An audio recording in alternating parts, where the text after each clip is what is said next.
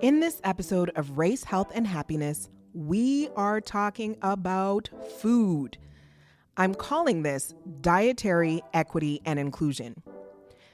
And I'm doing some interviewer acrobatics here because I've got two guests. Registered dietitian Tameika Shaw, who will tell us about how she works with members of communities that are experiencing oppression and helps them find ways to eat healthy, authentic food with joy. And I've also got graduate student Gurneet Dhami, who will tell us about the creative resistance that is happening within the field of dietetics. Both women are thriving in a field that has both historically excluded BIPOC people and has also reinforced the racist notion that European food is somehow healthier and superior to other foods.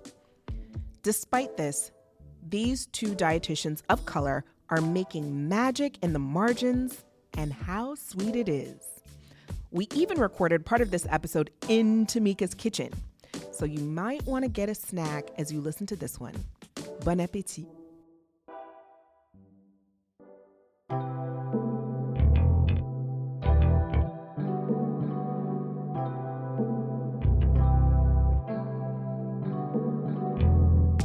It's not enough to survive in this racialized world. We are learning together to thrive. This is Race, Health, and Happiness, and I'm Dr. O.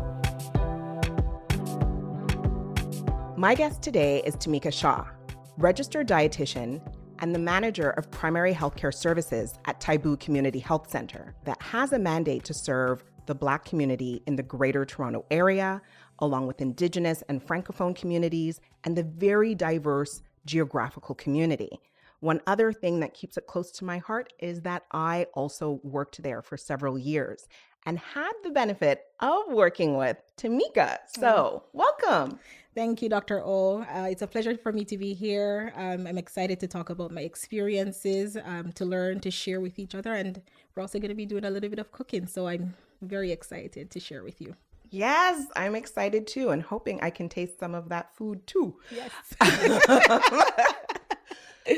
So let me hit you with like my first classic question because it helps, I think, all of us to get a sense of your essence. Tameika, what is your superpower? Probably the one that brought me in to the field that I'm in. I'm a people person. I feel like people relate to me. People are able to share and open up with me, and I'm able to build relationships with very diverse, unique individuals. So that I feel is the thing that's mostly my gift and the one that's allowed me to succeed so far in this role that I'm in. Yes, I think that emanates from you, and having worked with you, I can say that, at Tameika Community Health Center, I really saw so much magic there with regards to really looking at all of the different factors beyond just like medicine itself that impacts people's health. And I know sometimes it's controversial to say the term food is medicine, right? Because people think, well, you could use that instead of medications. But in fact, no, what I saw as a physician working at Tameika Community Health Center was that, yes, I would prescribe medications, but I saw patients who would then go to see you as the dietitian and work with the team and become healthier and have their spirits uplifted in many different ways that I cannot fully articulate or measure, but I saw their health improve even more. And so I think that is the power in your work. And so, I'm hoping you can share that with the audience. How did you come to do that work at Tameika Community Health Center? How does it work that the dietary team provides these resources to community members?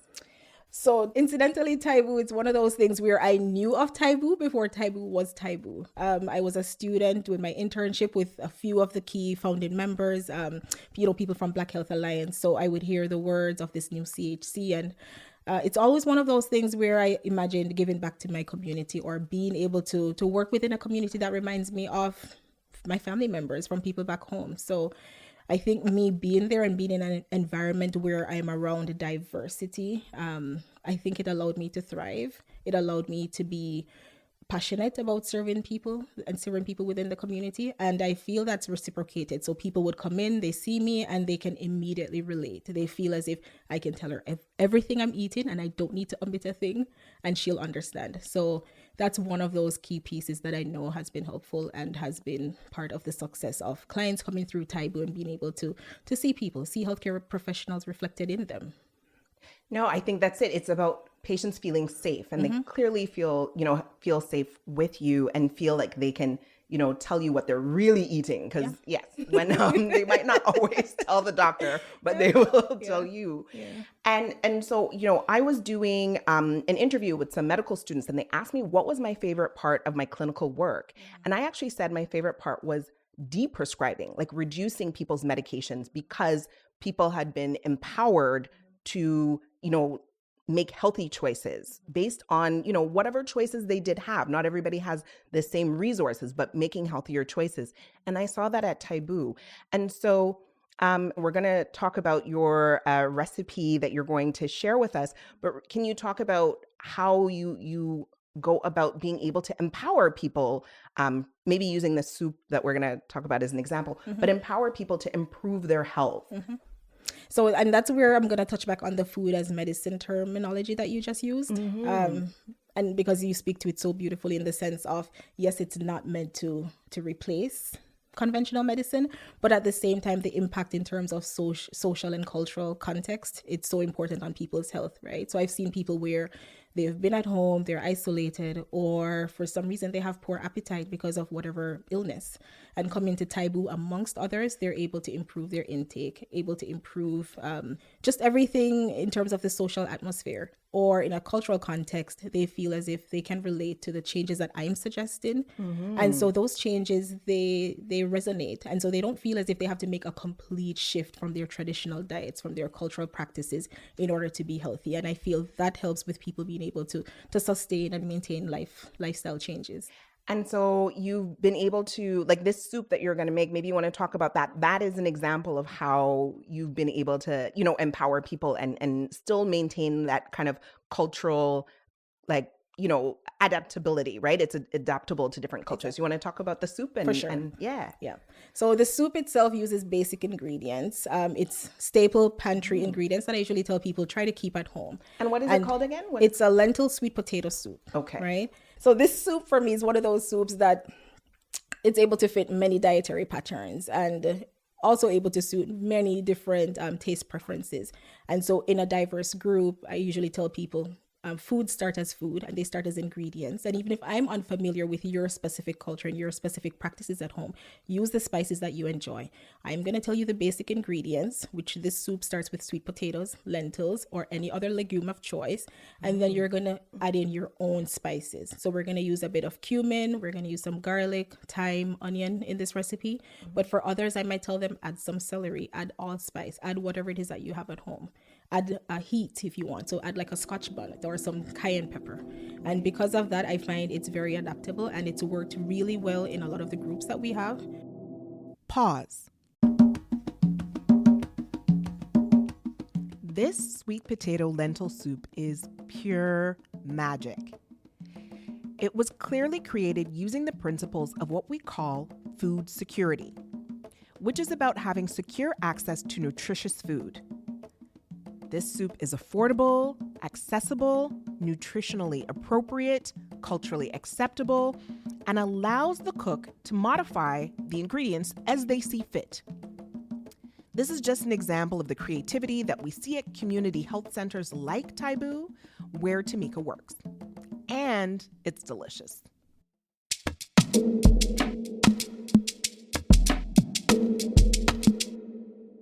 So one of the groups. Yes, is our tell us women's about group. the women's group. I used to love the so women's group. So that women's group, yep, it's been active since probably 2009. And it's when we started cooking, when we moved into our new space. And probably one of the first things that we made, and everybody enjoyed it. It was easy to prepare, very budget friendly, and it was one pot. And so actually, let's jump in there. So affordable, easy to prepare, accessible, and you can change it based on your interests or your, dietary preferences. This is the kind of thing that I'm really hoping ends up being standard in the way that dietitians and other people are trained, because it's what I saw at Taibu is being able to pivot and adapt and, move with the different cultures. And at Taibu, in the women's group, they were very diverse, right? Like Very what diverse. backgrounds were people? Very diverse. Maybe 30% of our population at the time was South Asian descent. And I can't remember the percentage that would be from the African diaspora. So, anyone from West Africa, North Africa, along with anyone from the Caribbean countries. So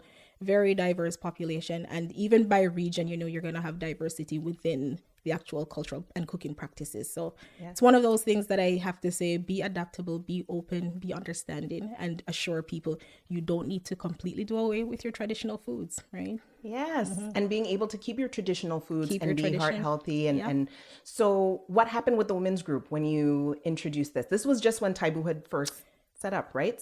So we had our new kitchen space. It was great. And we were doing a program, Color It Up. Okay. And Color It Up. So Color It Up, yeah. I can't claim the program. Big up to Color It Up.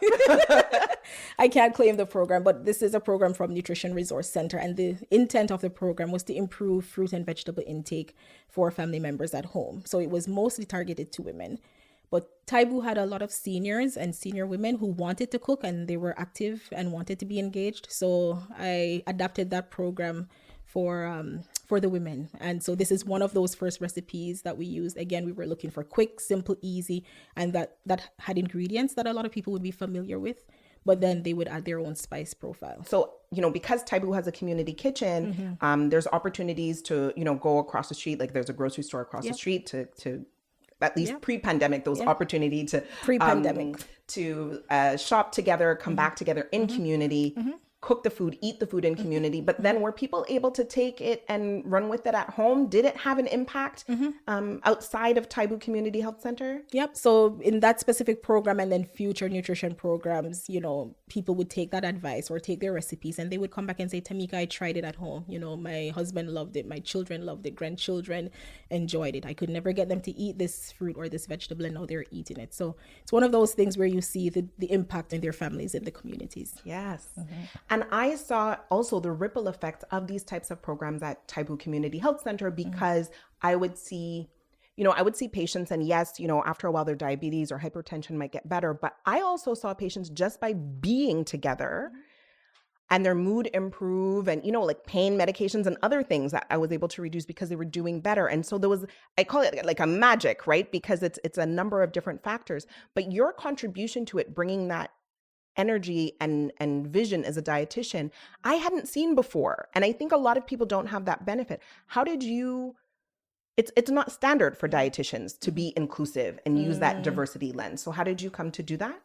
So I'll claim two things. One, I can't say me generally. It's Taibu and the spirit of everyone that works at Taibu to be comprehensive in their care, to be able to say, even beginning with you, Dr. O, and the many other physicians and NPs at Taibu, you see the patient as the individual, and you're hearing everything that needs to be addressed. And it's not just, I'm going to address you clinically as you're presenting. I'm going to hear that you don't have housing or you don't have adequate food, and I'm going to refer you to who you need to be referred to. And so part of that magic is people feeling supported and feeling as if I can take a breath. I have someone who's listening. The second piece of your question is, I am also an immigrant. I moved to Canada at 16. My parents are immigrants. And for me, I'm bringing part of my experience. It's what I wished I had known, or how I feel I relate to people or people who have served me well. And I try to integrate that into my encounters with any clients or any members at Taibu, right? So I'm bringing in my experience and trying to build a relationship. And on a level, like I have a Jamaican flag on my desk, and as soon as people walk in, and especially if they're Jamaican, it's like, wagwan, and they start telling me in patois, every single thing, They don't feel as if they have to speak or be on every single time. And I find a lot of people, because of that, they open up and they share. Of course, because you create an inclusive space where people can be their authentic selves. And that is the path towards wellness and health. Absolutely. And so, being my authentic self, I have to say the food is already, like the spices in this kitchen are already smelling good. And as I'm talking to you, my stomach is growling. Okay. So that's me being my authentic self. Yeah. And so, yes, I'm hoping we can have a demo of how to cook this soup, even though, full disclosure, I'm not a good cook, but I'm here to learn. And so we followed Tameika to her kitchen to make the delicious soup. So for somebody like me who is kitchen challenged, I'll be all right, right? Just chop, chop, chop, rough chop all your basic ingredients and add your spices. Okay, girl. So we're gonna start with some carrots. You can find the recipe in our show notes and watch Tameika make the soup on our social media pages with the tag @RaceHealth&Happy. All right, just giving me homework now. All right. Okay. Doesn't have to be perfect.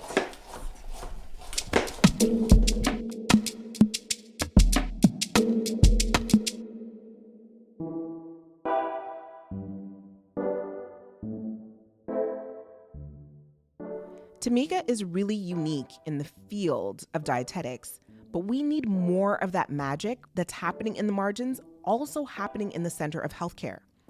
Why does this matter? Well, because BIPOC people are disproportionately impacted by chronic diseases, some of which are actually associated with racialized stress that we face, it's really important that we have the dietary guidance that is culturally appropriate.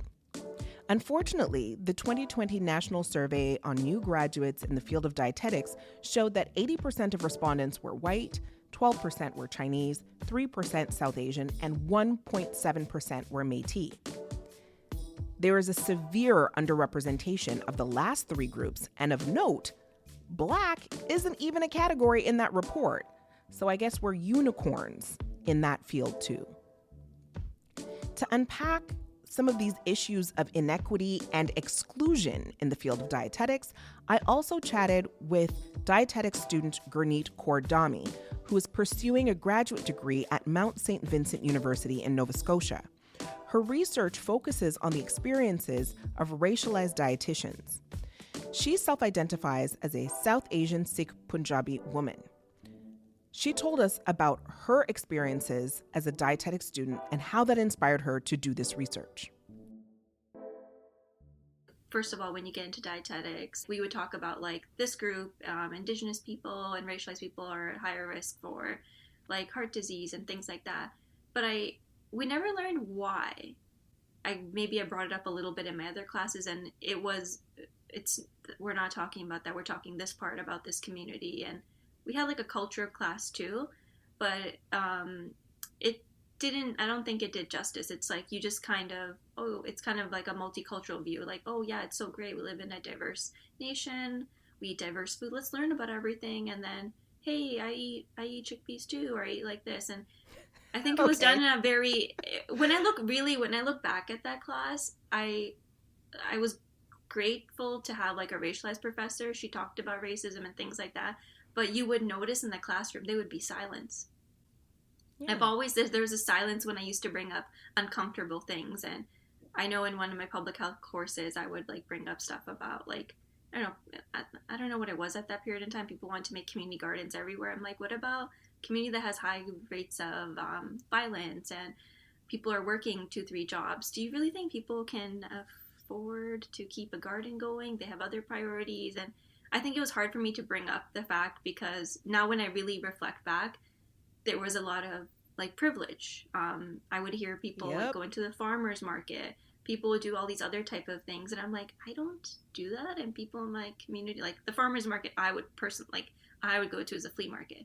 But everyone else here goes to like Leaside and stuff. I'm like, I went there and I got this. And I'm like. Right. The fancy places. Places. And I think that's a thing that people don't always realize, that in healthcare, a lot of the people who get into some of these more competitive spaces, including medicine, tend to be more privileged, tend to be middle class, tend to be predominantly white, because a lot of the way it's structured, who gets in depends on a number of opportunities for which people need that social capital. You have to have parents who make it such that you have those opportunities, or you have those connections, or you have the income that you don't have to work and you can volunteer to have certain types of experiences to understand the field and succeed in the field.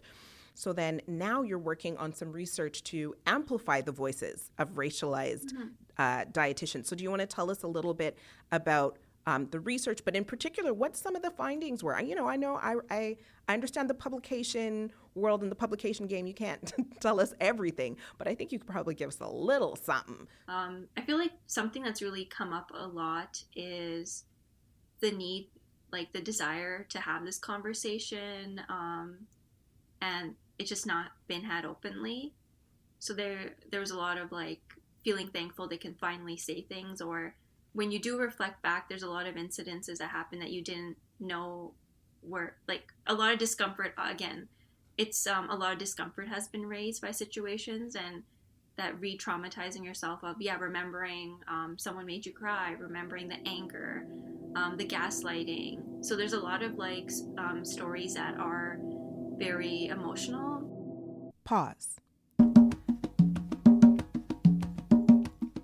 Gurneet used the term gaslighting. This is a term that's been thrown around a lot lately, but I think it makes sense to break it down right here. The term has been used most commonly in psychology to describe a form of manipulation and psychological control in which the more powerful person in a relationship will cause the victim to question their own sense of identity and self-worth. Racial gaslighting is a similar form of psychological manipulation, but it makes people of color question their own experiences of racism. The most common tactic is when somebody experiences, a racist event, and then everyone around them is invalidating it, saying, are you sure the police officer gave you a ticket for jaywalking just because you're Black? And so you start to doubt yourself or feel invalidated.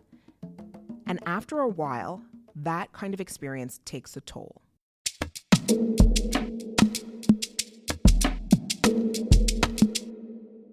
But overall, there is this unified feeling of things need to change. Dietetics needs to wake up. So, I was curious about the results of your study because I'm also the president of the Black Physicians Association of Ontario, and we published a study on Black physicians' experiences in healthcare, and it was a lot of what you just described, like feeling othered, looking for safe spaces. So it's not that racialized students or practitioners come together with other racialized people because they are themselves racist. It's because they don't feel as safe, usually in the dominant space where there's going to be a number of assumptions or microaggressions and that kind of thing. So when we did the study with the Black physicians, part of what we did it for was to have the racism that exists kind of in academia and in healthcare acknowledged, but also because where we start to understand this, it actually has an impact on patient care. Because if we don't have an environment where racialized healthcare students and workers can bring their full authentic selves, and when that's silenced, then it actually has an impact on the whole classroom. The classroom doesn't learn, and then has an impact on patient care. I'll give an example. It's an old example from like the 80s, but when my dad was diagnosed with diabetes, so I was like a small child, so I don't remember this, but this is the story that he tells, right? So he was diagnosed with diabetes, and he was referred to a dietitian. So this was like a white Canadian dietitian, and so then they didn't even talk about different cultures, right? So what he was told was to change his diet, which really consisted of like rice and okra and fufu and our traditional dishes. And he was recommended to like eat sandwiches and like carrots and like all these things. So first of all, that made him quite depressed, like having to like not be able to eat his cultural food. But also my father was a maintenance worker, so he did a lot of physical work. And so once he switched his diet, because my mom and him had a whole plan and they stuck to exactly what the dietitian had said, he fainted at work. Right, his blood sugars became low and he fainted at work. And so he went back to his doctor, and then another doctor referred him to a Chinese physician who then actually sat with my dad and was like, no, you can eat rice, you can eat these things, it's going to be okay. But so that was my dad's experience. But what people don't realize also is that when you're part of community, it's not a singular experience. What ended up being the narrative in the community was like, hey, did you hear what happened? They told a whole Nigerian man to be eating sandwich and carrots. Don't listen to the dietitians. They nearly killed him, right? So that in the community, there was this fear now of dietitians, and that happens with social workers and other groups where they don't have that cultural lens, right? For sure. So I'm curious. So we're getting to the end of this interview, but I'm wondering, is there anything that, perhaps you didn't have a chance to touch on when it comes to social justice and food or the field of dietetics. Is there anything else that you want to add? Yeah, and I guess what I'd like to add more on the point is there's a lot of discussions happening for sure. And it's great to see community coming together. Because I know you even mentioned there's an organization for Black doctors. Oh, right. Yeah, the Black Physicians Association of Ontario. Yeah. We, in dietetics in Canada, there are no such groups, formally organizing groups. And that was very eye-opening for me. And actually, my friend Sephora and I, we co-lead the Diversified Dietetics chapter in Canada online, just like an online community. And the founders are from America, so Tameika and Deanna, who are Black dietitians. So we've started this community online, and it's just a bit of like a Facebook group type of thing. But when you really think about that, even before that, there's nothing there. And so who's going to go and advocate, and who's going to go do this stuff? And I think with over the last 3 years being in my master's, I feel like your podcast is great because we're really focusing on our community, to nourish our community, to empower our community. And that's something I think in the beginning part, I hit the frustration, I hit the wall, and I'm like telling everyone who's in a position of power what they should be doing, and no one cares about my opinion, and then you feel disregarded. And now I think I've shifted a lot of the energy and time to, there's a lot of super awesome racialized dietitian, dietetic students. We really need to come together and make our own informal, formal type of group, because no one else is going to do it for us. And sometimes we feel like we need to be a member of this group or that group. And you know what? We can start our own group. We need to empower ourselves. And I think that's something that's actually hit me more so last week when I was coding my interviews and going through things. And I'm like, there's this gap. We just haven't all come together and really talk about these feelings. And I'm talking one-on-one with people, but how great would it be for us to all come together and just say things as we feel versus always explaining the racial aspect all the time, or all the energy is always dealt with the racism and dealing with that versus actually getting to talk about nutrition. And to be honest, there's a lot of things I just haven't gotten the time. There's so much even with colonial food history I love to go into, but I guess with most of my energy is always drained with just telling trying to say hey, this profession isn't predominantly white, talking about that, what can we do to diversify? But I feel I've been talking to the wrong crowd a little bit. I do need to get the paper and stuff written, but I want to put the energy back into the community.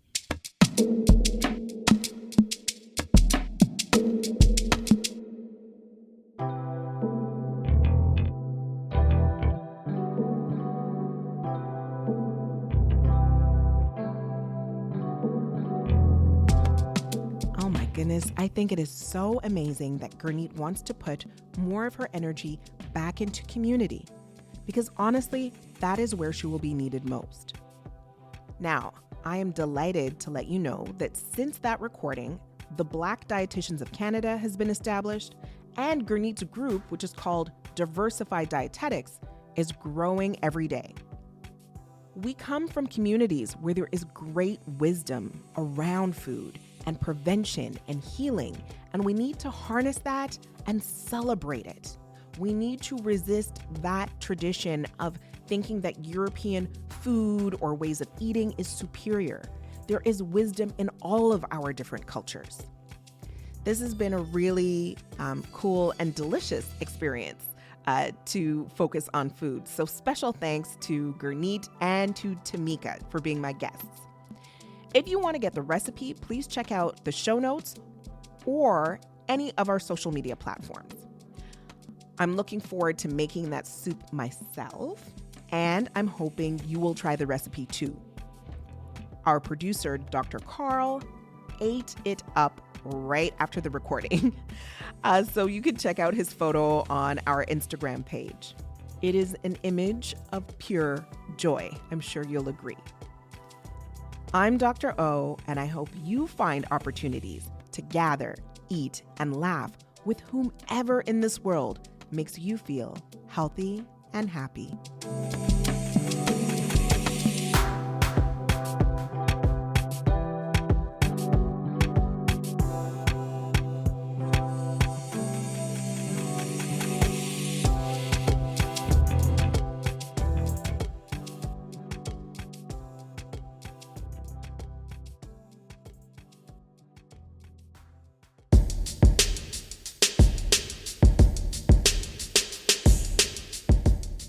The Race, Health, and Happiness podcast was created by Dr.Onye Norum, and she's our host.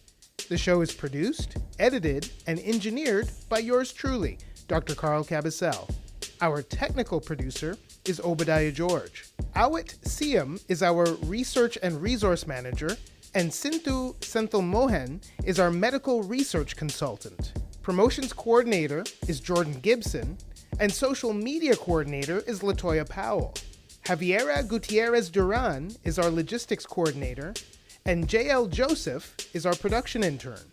The RHH theme song, it's composed and performed by Gold Keys, and graphic design for the podcast is handled by Veronica Ng. Do you have questions, feedback, ideas to share? We'd love to hear from you. You can connect with us on Instagram and Twitter at RaceHealth&Happy. Our website is RaceHealth&Happiness.com. Thank you for listening to Race, Health, and Happiness, and please subscribe to us anywhere you get your favorite podcasts.